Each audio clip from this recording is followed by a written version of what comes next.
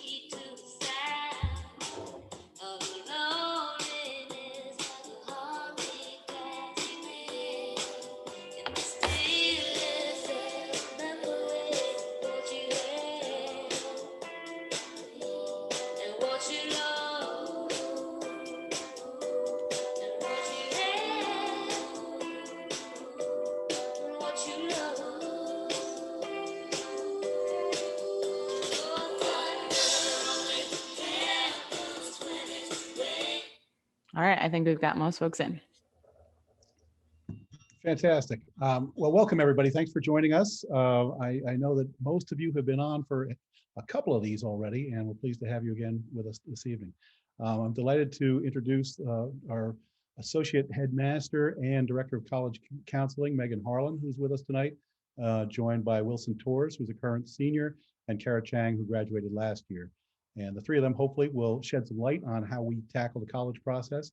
I should mention that there is also coming up one of these sessions dedicated specifically to athletic recruitment through the eyes of a couple of our collegiate athletes. And so certainly that topic is on the table for tonight, but you don't need to get every answer there. You can get some from Rachel and Caleb later in the week. But thanks for joining us, and I'll turn it over now to Megan.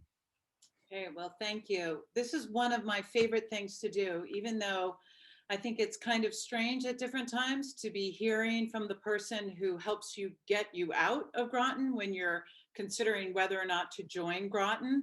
But I really enjoy this moment because I'm really proud of the program that we have at Groton for college counseling.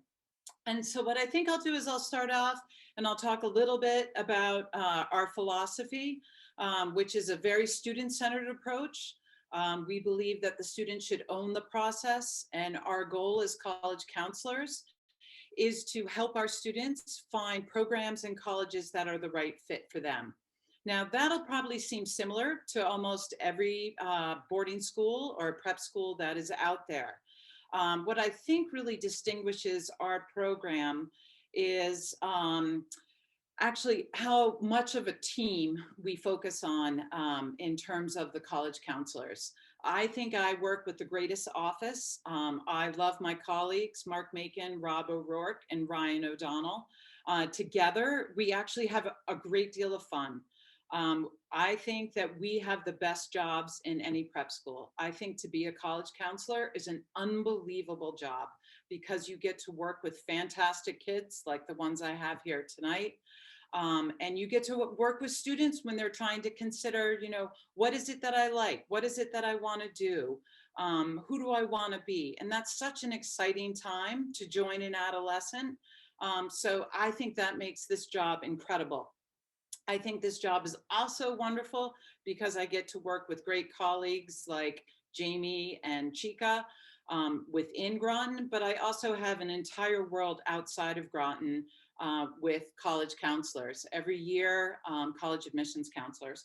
Every year we bring in over 60 college counselors when it's not COVID for our fairs, and we offer 3 fairs. We feel really fortunate to have formed the relationships with our peers on the other side. And it's just been a great joy for me to be working at Groton. This is my 25th year as a college counselor. I sometimes wonder what I didn't accomplish in my senior year that I feel the need to relive it every year. But I think that in terms of the jobs that I've worked at several selective boarding schools, and Groton is by far my favorite. And it's my favorite because of the students that I get to work with. And it's my favorite because of the size. I love working at this size of a school. It means that I can know every sixth former as the director of college counseling, not just the 30 students or the 25 students that I work with. I really can have an understanding of every student that comes through the process. We are college counselors that live on campus, that work in the dorms, that live in the dorms. Sometimes we are coaching, sometimes we are running activities. So we're very involved in the community life, so that by the time a student actually enters into our process, our formal process, we already have a strong understanding of who they are. And so I love that aspect about working at Groton. So what I'm going to do in the next few minutes is take you through our program, and I'm going to allow Wilson and Kara to chime in at any point in time. And before I do that, I actually, Wilson and Kara, can you guys each introduce yourselves so people have an understanding of who you are before you start speaking after I do? Well, thank you, good sir. Good evening, everyone. My name is Kara. I was class of 2020, so I graduated last spring.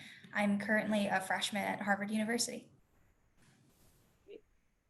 Hi everyone, my name is Wilson Torres. I'm a senior at Groton currently. I was a football captain this fall. I play on the lacrosse team. I'm a music prefect, as well as part of the jazz ensemble as a bassist. And I'm also diversity inclusion prefect.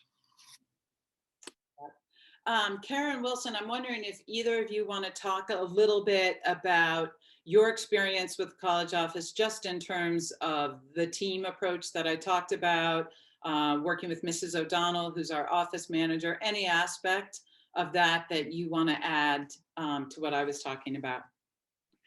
Well, I think that the college counseling office really says it well when they say that the student should be in the driver's seat, the college counseling officer is going to be in the passenger's seat, and the parents in the back seat, because I really think that they make an effort to make it all about the student, and they're not going to tell anything to the student about what they should do. Instead, they listen keenly to what the student wants and they guide them accordingly. And just to add on to that, I think also as a student, and something that I think Groton students really appreciate and get to benefit from, is how accessible the college counseling office is. Like, I can't really count the number of times I came careening into the office to speak with Mrs. O'Donnell, and she was always there, never flustered. I was always able to speak with Mrs. Harlan, either digitally or in person, and it was really kind of a relief to know that that backbone of support was always there for me. So just the accessibility is also like the flip side of what Wilson was talking about. It's not only like student centric in like the decisions that are made, but student centric in terms of like how you're taken care of. And to add on to that a little bit, it's not even just they're always available. It's also just that all the interactions are very personal and very understanding, and it doesn't seem like work to them. It seems like just a relationship with a teacher, and I'm getting to know. I had Mr. Macon, and it would just be a friendly interaction, and it would be very free flowing. That's great. One of the things that we do that I'm really proud of is that we work with students individually starting in the 10th grade or in the 4th form. And one of the reasons that we did that is that we didn't want kids and families to start to do their own kind of program or head down certain roads and start taking all kinds of tests. But we also wanted to make sure that we could catch up with students who had certain interests. To help them in terms of what summer programs they might want to do. So our artists, we definitely want to work with them, tell them to save their work if they're a visual artist, talk about recordings, if they play instruments or singing. And we also work with our student athletes at that point in time to make sure that they have an understanding of what it would take to play at the collegiate level. So that was one of the reasons that we do it. But we also do it as a second set of eyes because we have great advisors, but not every advisor is well aware of the college process. So we want to make sure that students have a second set of eyes on their curriculum, on their activities, A lot of times those meetings are saying, yes, you are doing plenty. You don't need to take on more. And sometimes those meetings are saying, you might want to join a club or two, or, is there something that you're interested in? How can we help you get involved? So that is the goal of that 10th grade meeting. That happens individually. We also do form meetings throughout the 10th grade, whether that be in regards to the PSAT, we do a mock test for the ACT and the SAT in the 10th grade. So students can figure out which tests they might want to do and prepare for over the summer before 11th grade. So it's a very comprehensive program, and it starts in the 10th grade. And our goal is not to have it be stressful. It's not a conversation of, how do you get into a certain school? It's much more about who you are, and how can we help? And Wilson, Kara, I'm not sure if you remember your 10th grade meeting, but if you can flash back and maybe talk a little bit about that. Well, I remember walking in and there was music playing in the forum. That's the first memory. So it was introduced a lot as I'm sure you can talk to this, but it was introduced as a low stress, just to get thinking about it. There's nothing that you should be worried about at this point in time, but it is time to start thinking about college. And I think that meeting did a good job of that, and as well as bringing up things like the PSAT, and that you should start caring about it without killing yourself over it. Yeah, I think the meetings really just put things on my radar. And it was a very kind of frank introduction. It was like, we're not going to get your hopes up. We're also not going to scare you. But like, for your information, here's a list of like dates and a checklist of items that you should have on hand. Like, we literally got, I think they were like bright pink slips of paper. You couldn't possibly miss them, that laid out what would happen over the next like 6 to 12 months. And just from like a logistical standpoint, I think it was a good roadmap. And it took kind of, I guess, the sting out of like, oh, the college process, like this daunting endeavor. Like, no, there are 8 bullet points on this list. We'll walk you through each of them. Here's number 1. The checklists don't stop, and I really appreciated the checklists. That's probably something that I don't know if other schools have that, but they do it well at Groton. Yeah, the checklists were started because we are a boarding school. We are 80% boarding. And so we are well aware that parents are not there and not seeing their children every night. And we also don't want parents to feel like every conversation or every text they share with their child should be about the college process. So we really try to kind of step in and reassure and let people know that they are on track. Because half the time, I think when people are nervous, they're nervous that they're behind. And so those check sheets hopefully let people know I'm okay. I'm doing everything I'm supposed to be doing. And I can really enjoy my high school experience. So that is part of our goal going through that.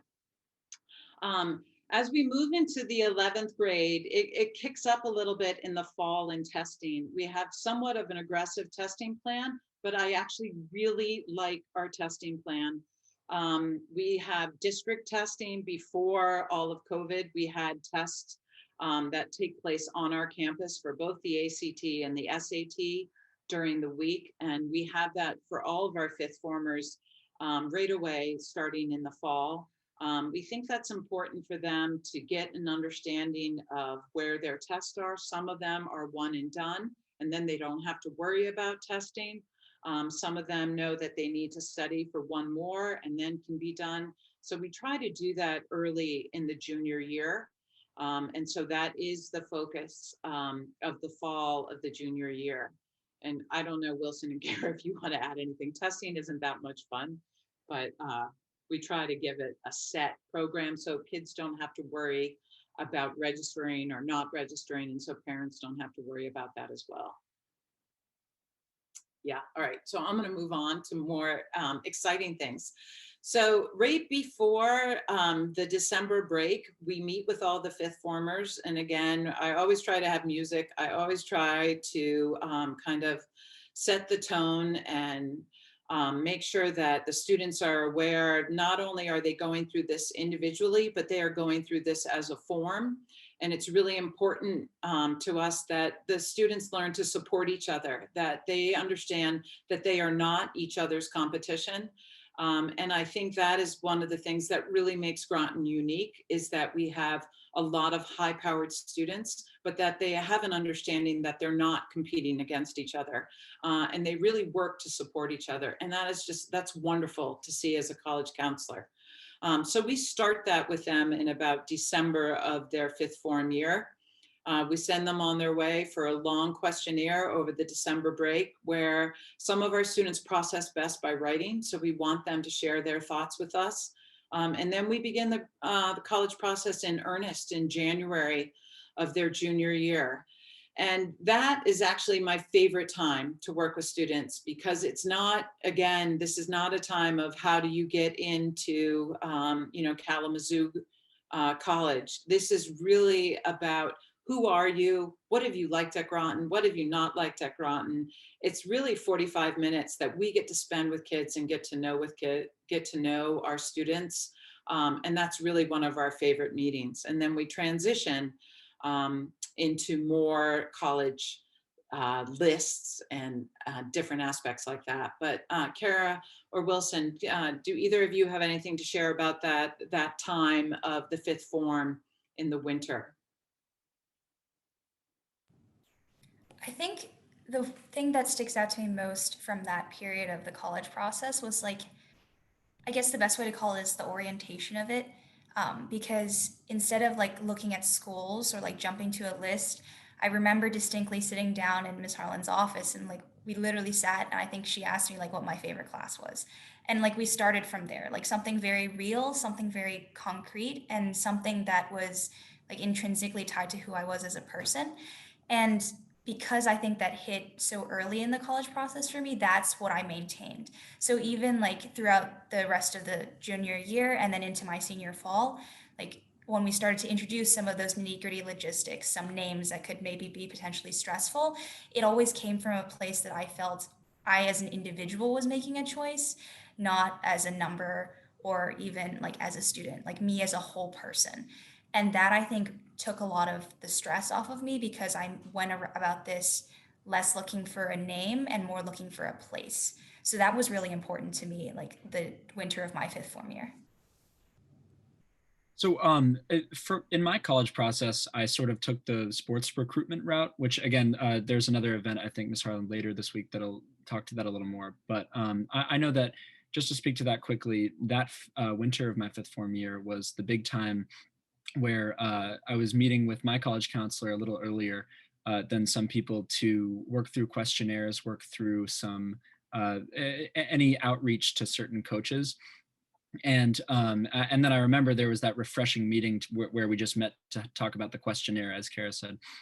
It took off a lot of stress from an area which was a little more stressful for me than others. And I remember that also throughout that process, Mr. Macon was pretty helpful throughout the questionnaires. And that is something that we are able to do with our low ratios. I feel the low counselor to student ratio is to really meet every student where they are at. Rarely do we fill up within our week of slots available to meet with students. We try to make it so that students can come in at any point in time. We make sure that every student gets in, 3, 4, 5 times, and we actually track that and we'll seek them out. But we're not like, you only get to come in 3, 4, or 5 times, because everyone's process has different needs at different points in time. So if Wilson is talking about the athletic recruitment, even that can be different for certain sports. Lacrosse moves much earlier, so sometimes we're even working with 8th and 9th graders at that point in time. Sports like crew tend to go much later, so we don't have to work with students, heavily in that till their 5th form spring. Our artists are all at different paces and want to do different aspects, so that can also change. So that's one of the beauties of being in a small school and also having a small ratio. We also have a comprehensive program for parents as well. And one of my favorite events has been the kickoff to college counseling. And we have that in the winter of the 5th form year. And that's been a fantastic opportunity for parents to come on campus. This year, obviously, we did it all on Zoom. We always have a dean of admission join us. We have several different college representatives come, and we focus our time right then really on the parents. Students do not partake in that. We do our own programming with our students later in the spring. So this is a program that is really geared to parents. We want them to ask their questions, free from their child's dismay if they ask the wrong question. So we want parents to kind of get off their chest what it is that they're concerned about. We have individual meetings at that point in time with parents. So that is definitely one of my favorite events. Wilson served on a panel for our parents this year, and I think that our parents really enjoy it. And the other thing that is pretty amazing is that we actually support parents financially to afford the opportunity to come to campus at that point in time. And we really are excited that we have almost 90% of our parents come. So it's just a great weekend.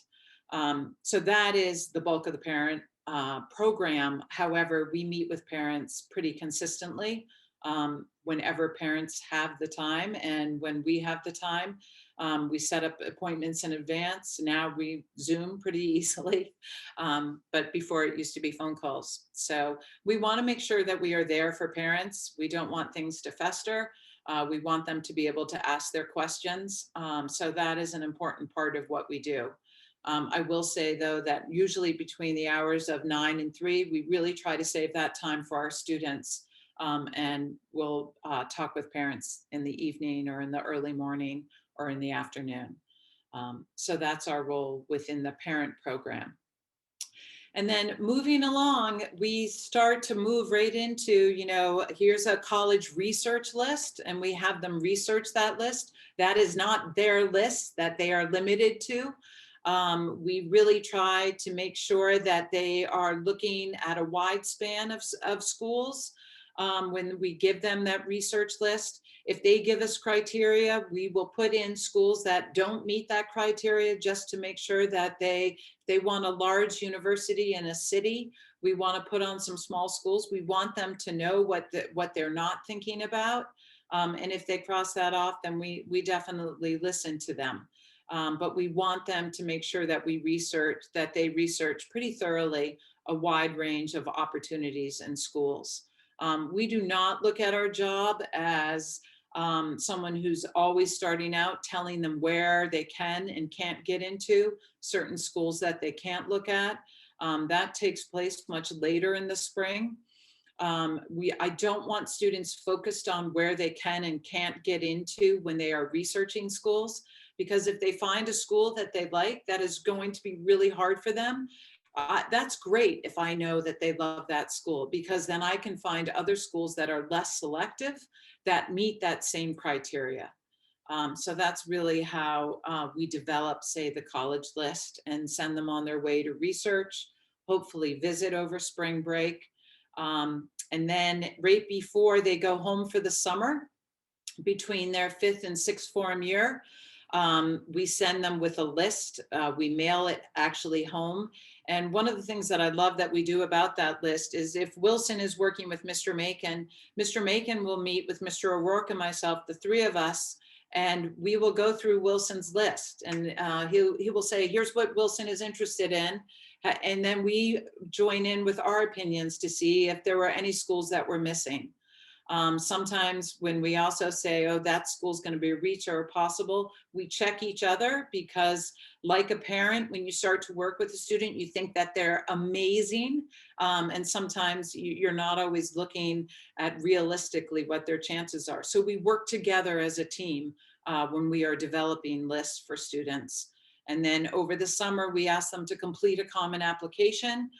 We ask them to write a college essay. Do either of you remember your summer between your 5th and 6th form? Do you remember getting the email from me August 1st? The Common App is live. It's time to put down your bathing suit and get to work on your Common App. I'm not sure if you guys remember that or can talk about either the summer before your 6th form year, or the support that you had in the spring and looking at the list. Anything that you want to add, please feel free to. Well, just about the list and sort of how I was through that winter and spring, or more winter actually, of my fifth form year. How while I was looking at those schools for sports and sort of contacting the coaches and getting out there, getting on their radar, it was also a concern of mine and Mr. Makin's that I keep my outlook open and not just look at those schools that I was hoping to get in for athletics. So it was also, I had my schools that I was thinking of for athletics, and then also the other more big schools, maybe D1 schools that I couldn't necessarily play at, and certain schools that I may want to keep in my back pocket in case something changes, my opinion changes. And so I think that's good that Mr. Macon kept that at the front of my mind. And just as far as the summer goes, I remember getting that list, finally dragging my parents to, help me physically get to the tour. But one thing I also wanted to add, and something that I became immensely grateful for, especially when classes started up my senior year, is the fact that I had been very repeatedly asked to come with as many essays as possible, or at least ideas for as many essays as possible. Taking the time over the summer to draft, to make myself sit down and get as many ideas out on paper as possible, saved me a lot of time, because when sixth form hit, it was a lot of responsibilities, both academically and to the community. And having at least like 50% of my college process outlined, like the literal application outlined, and having that ready to go when I then met with Mrs. Harlan come the fall was a huge boon. Like, I don't know what I would have done if I hadn't had that nudge and that foresight in advance. And this is my plug. Like, when your college counselor asks you to do something, hop to it. It's good advice. I really don't know what I would have done otherwise.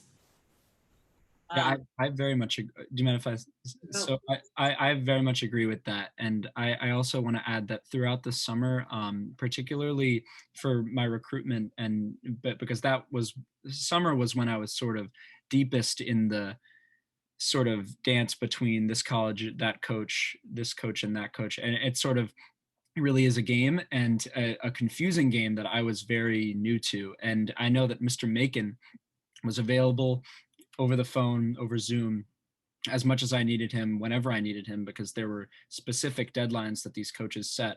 And Mr. Macon was always there, always open, even on a 7 p.m. on a Friday night in the middle of August. So that was great. Also in the summer, a lot of our artists are also busy at work, and we ask them to try to work on their portfolio between their fifth form and their sixth form year. And we also ask for recordings if they can try to get those done. Anything that requires that kind of time to try to work on that throughout the summer, and we're available to help them when they run into questions, is really an important time. Because one of the aspects that is fantastic about Groton is how much leadership opportunity our sixth formers have. Every sixth former returns and is a prefect in a dorm, and has an enormous amount of responsibility, which is great for their applications, but it also means that they are busy in terms of time. So we really want to meet them where they are in that sixth form fall. The school has been very supportive. When the lower formers have a PSAT, the sixth formers have the opportunity to have an essay writing day, where several English teachers come in and can read different essays that students have. A student can bring the same essay to 3 different teachers to get different opinions on them. It's really a day for them to work on their applications. It's early in October, to get things done, to ask their college counselor questions. It's kind of a bonding time in one way for our sixth formers. And we also have the college fairs.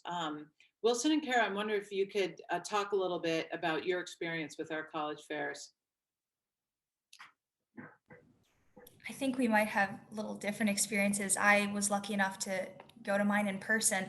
And I think my number one takeaway from that was, regardless of if I had known the school before, if I was deeply invested or like starting to do some more research, it was a really good experience to talk with the adults at every table to really just get used to that kind of interaction. It let me figure out what questions were important to me and then more specifically how I wanted to conduct myself. It was just really good training, I think, especially because it preceded a lot of my interview process. So that by the time, I had narrowed it down to schools I was, of course, applying to, schools that I were really invested in, I already had almost like trial runs of those kinds of conversations, and not only just one round of them, but three. So that was, I think, really important experience for me, and that was a big takeaway. Yeah, so I was actually able to get to a few in person because I know they started in fifth form, I think maybe winter. And so yeah, I had a similar experience. It was great to be able to converse with that college in a way that both I and the representative knew that it was low stress. They weren't going to hold me to any certain standards. They weren't going to make any evaluations off me right off the bat. But it was a good opportunity to get on the radar.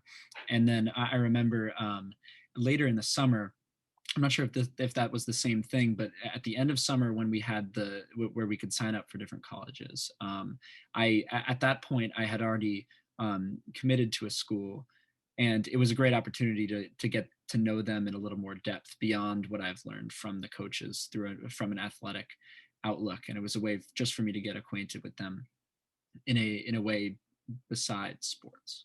Yeah, what I love about our college fairs is that our college visitors don't come during the school day. So our students don't have to miss classes or give up their lunchtime to come to meet with a college representative. And what Kara and Wilson don't know is that we serve the college reps dinner on our campus, which is up on our third floor of our schoolhouse building.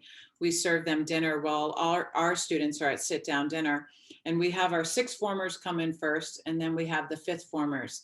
And what we tell the college reps is that the sixth formers are going to come in and they're going to know their questions and they're going to know what they're going, where they're looking, and they're going to be a little bit more informed. And then we say that our fifth formers have no clue, that they are just wandering around.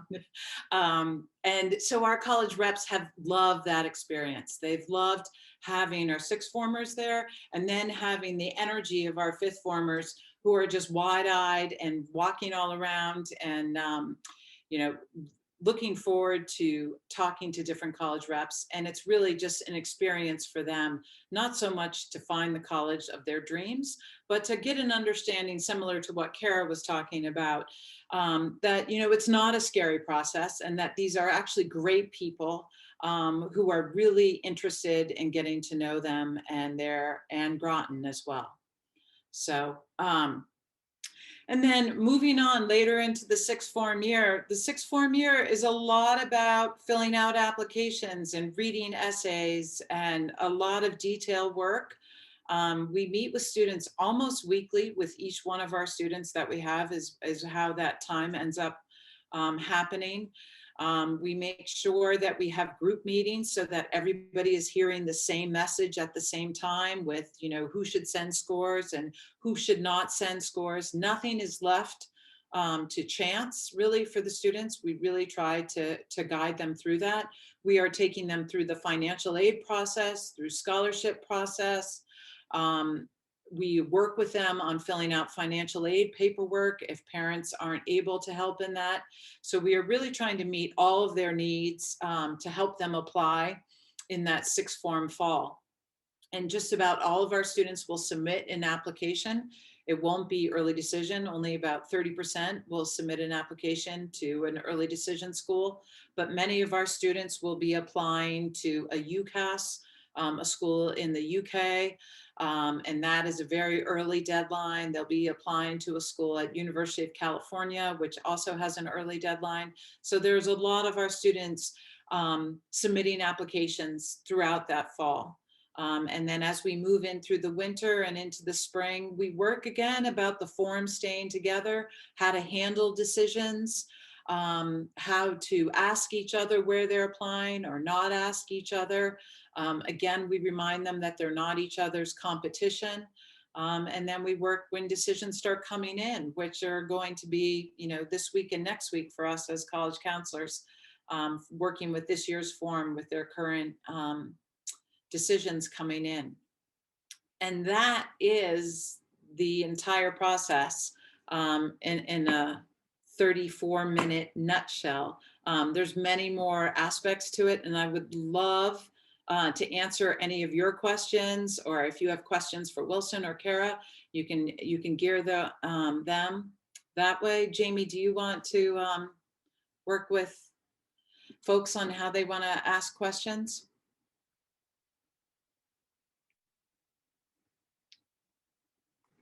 The easiest thing is probably just to put the questions in the chat and I can feed them to you from there. If that works for people. Oh, there's one already potentially. Yep, I love answering questions because I'm sure there are aspects that I did not touch on that you may be curious about, and I want to be very transparent and want you to have a strong understanding of our process and of Groton. All right, we need brave souls to type in some questions. I think Well- folks could also unmute themselves if they want. Yeah, that's That fine. question. No biggie.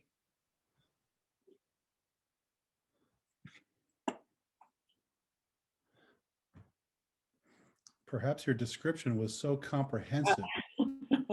I hope I didn't scare you all away. It's really a wonderful experience. And I just want to emphasize how fortunate I feel to work here, how fortunate I feel to work with the students that I get to at Groton, and how much the Groton mission and the Groton philosophy over the last 8 years under Temba Makabela, how that resonates with the colleges. So I really feel fortunate to have the job that I have and to work with the students that I do. Here's a great question coming in from Doug Smith that many people are thinking of, but he is asking, how do Groton's grading standards compare to other schools, and how do colleges adjust for that? Yep. That's a great question. That is always one of the first questions our parents ask college deans when they come to visit for that kickoff to college counseling. Groton grading standards are rigorous, and it doesn't mean that not all of our students will get an A, but I don't feel that that impacts our students' decisions. I think it's very clear to colleges how Groton grades. We spend a great deal of time explaining that. I've worked really hard on our school profile to make sure that every college, even if we don't have the opportunity to talk to them, has an understanding of what it means to get certain grades at Groton. And I think actually it plays to our students' advantage in a lot of ways. Because they know that if a student has a 91 or a 92, that's a really hard grade to come by. That's not something that every student has. And I do feel like our students who are in the B range do outstanding in the college process. So when parents go to say a college open house and they say, you know, our average GPA is, I don't know, a 3.9, that they are not necessarily looking for that at all from our Groton students, that they put everything into context and that colleges spend a great deal of time understanding that context.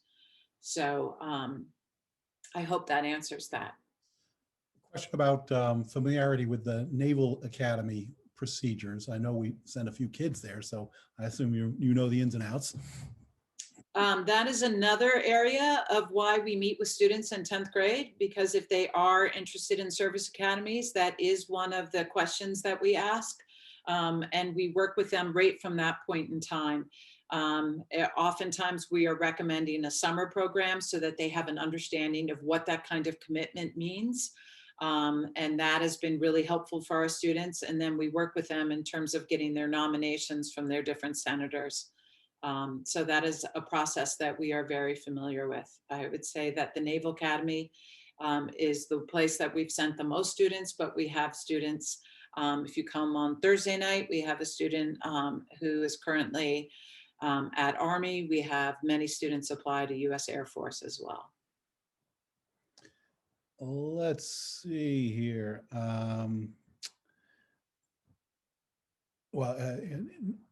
I think you've already kind of touched on this a little bit, but a question about how wide reaching is the college process? Do Groton kids look at there's a wide range of kids here. Do they wind up fanning out at a lot of different schools? I assume the question is also, is there acute competition at a narrow band of schools? No, one of the things that we do when we talk in that first fifth form meeting, we say that they're not on a conveyor belt that has, stops at 10 different colleges. That is not our role. Our role is to really work with students and really expand their knowledge. We have students applying to over 500 colleges every year. They may matriculate to ones that are more common that you might see on our website, but they are really applying oftentimes to a wide range of schools. Wilson and Kara, do you have any sense from your peers? Did you get the feel that not everyone is applying for the same 2 schools? Did you get that sense? Either of you want to add to that? Yeah, I mean, I definitely got that vibe. I know that there are those who want smaller, there are those who want bigger, there are those who want uh, urban, those who want rural, and it's really, I would say from the number of friends that I've talked to, that everyone has different interests, and there are the well liked colleges that many will um, try for, but overall it's very spread out. Yeah, just to Wilson's point, I think that every year it's inevitable that there are certain schools that become well liked or favored. But if you look at each individual student, like no 2 people will have the same list. And that's purely because they're looking for schools that are best fit for them. And sometimes school A has a lot of those students, but that doesn't mean that there's matchup on anywhere else on the list. So it's actually quite nice because across the form, you have people who share interests or even share schools, but not to the point that you feel like there's any kind of catfighting, copying situation. It's pretty individual, and I think it's pretty evident from the get go to every senior. Yeah. Kara, there's an interesting question in the chat targeted at you. And obviously the college process is twofold. One, it's getting in, and then 2, it's how is it when you get there? So the question for you is, how has it been in your first year out of away from the Groton Circle? Have you felt well prepared? I mean, obviously this year is different from most, but how's it been so far? This year might be different for most, but I actually think the same principles apply. I felt really well prepared walking into my college classrooms. I think one thing that the Groton senior year taught me was really how to balance out of classroom responsibility, community responsibility, as well as the academic portion of things and like maintaining my own health and welfare. So, like coming out of running the student newspaper, captaining cross country, being a prefect in the dorm, all of that let me transition to the college sphere where I had more flexibility in my academic schedule, but then could seek out all of those commitments and really understand what that meant. So right now, I feel like even with all of the, public and private turmoil from the pandemic, that I've managed to find a place for myself, carve out a place for myself as a beginning of my college experience. And it's been really rewarding to know that I had all the right tools in my toolkit and I can just keep going from here. Thank you. Yeah, I will say that one of the things that our students will say is that their Groton experience has taught them that teachers are there for them. And so one of the things that our students are able to do when they go to college is ask for help. And they feel comfortable going to office hours to meet with their professors and feel comfortable talking in class. So that's something that we're really proud of for our graduates. As putting on the dad hat for a moment, my son graduated from here in 2013 and was, a solid student here, high B, low A. And when he got to college, it was straight A's. And it was, with teachers telling him, where'd you learn to write like this kind of thing? And I can tell you he learned to write here because coming in, he was not a polished scholar. So he had to deal with, Megan alluded to the grades here being a little challenging, but they're all about preparation for that next level. Question coming in regarding National Merit Scholarships and how, how that whole thing works. The questioner has read about it, but still finds it a little confusing. Well, we're at a big turning point in college admissions right now throughout our country, and that is with many colleges going test optional.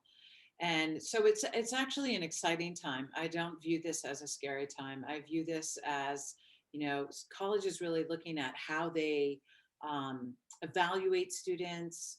What is the type of student that they are looking for? What is the role of test scores? And so what is happening is that the PSAT is having less and less of an impact. And that is where you come through for the national merit. So we do have our 11th graders. Usually that test takes place in the 11th grade. If a student has repeated, it's the 10th. So we offer it for students to have that national merit opportunity. But I would say that the national merit kind of badge has held less and